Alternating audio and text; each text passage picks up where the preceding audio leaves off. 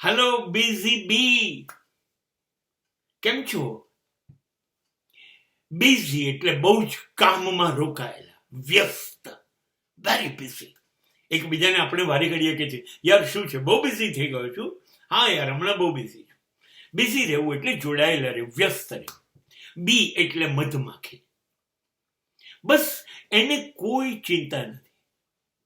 એક ફૂલથી બીજું ફૂલ, એક વૃક્ષ, એક છોડથી બીજો છોડ, એક બગીચેથી બીજો બગીચો. કામ બદલતી રહે, જગ્યા બદલતી રહે, અને ત્યાંથી લાઈન જે ભેગું કરે એ મધપૂડો બનાવે. બસ એને કોઈ પરવા નથી. શિયાળો ઉનાળો એ કશું નથી વિચારતી. આ બગીચો પેલો બગીચો, આ ફૂલ પેલું ફૂલ, નહીં, કશું નહીં. Constant, consistently.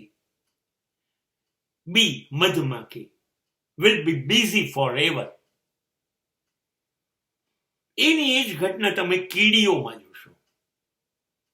કોઈ જોડે મગજમારી નહીં. એક કીડીને રસ્તામાં બીજી કીડી મળે તો પૂછી લે, કેવું છે? બસ વાતચીત. આટલી નાનકડી, પાછી પોતાના રસ્તા ઉપર જઈ આવી, ચોખાનો દાણો મૂકી આવી, પાછી મગની દાળનો દાણો શોધવાની કોઈ પડી. પોતાના જ કામમાં, બીજી કોઈ માથાકૂટ નહીં. વ્યસ્ત માણસ. એટલે તમે મને એમ કહો કે મધમાખીએ કોઈ દિવસ કીધું, યાર બહુ થાકી ગઈ, બહુ કંટાળો? નહીં, સતત કામ કર્યા કરે. કીડીએ કોઈને ફરિયાદ કરી? નહીં, સતત કામ કર્યા કરે. કીડી કોઈ દાડો રડે? મધમાખી કોઈ દાડો રડે? નહીં. એને કામ ન કરવાનું આવે તો એ દુઃખી થાય. સતત કામ કરવાનું આવે તો એ સુખી જ છે. બસ આપણી સ્થિતિ એ છે. આપણે મધમાખી નથી, આપણે કીડી નથી. પણ આપણે જો સતત કામમાં રહીશું, કરીશું, કામ કર્યા વગર બેસી રહીશું, તો જ કંટાળો આવશે,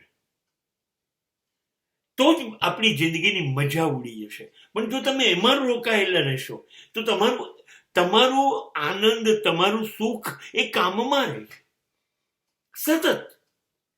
એટલા માટે કેટલા બધા માણસોએ સતત પોતાની જાતને રોકી જ રાખી છે. આપણે ગુજરાતમાંથી પ્રખ્યાત ગણીએ તો નરેન્દ્ર મોદી 75 વર્ષે 16, 17, 18 કલાક કામ કરવાનું નહીં, એક પણ રજા નહીં લેવાની. કમાલ છે કે નથી? અને માટે જ જુઓ, એ કાયમ કેટલા સ્વસ્થ હોય છે, એ કેટલા હસતા હોય છે. એમની પર કોઈ ભાર નહીં હોય, કોઈ સ્ટ્રેસ ના હોય, કેમ કે કામ કર્યા જ કરવાનું છે. કામ કરતા ભૂલ થાય તો સુધારવાનું છે, ચૂકી જવાય તો ફરીથી કરવાનું. પણ જિંદગીને સતત હસતી, રમતી, ખીલતી, ખુલતી રાખવી હોય તો કામ કરો. કામ કર્યા જશો એટલે તમારો મધપૂડો મીઠો મધનો તૈયાર થઈ જ ગયો છે.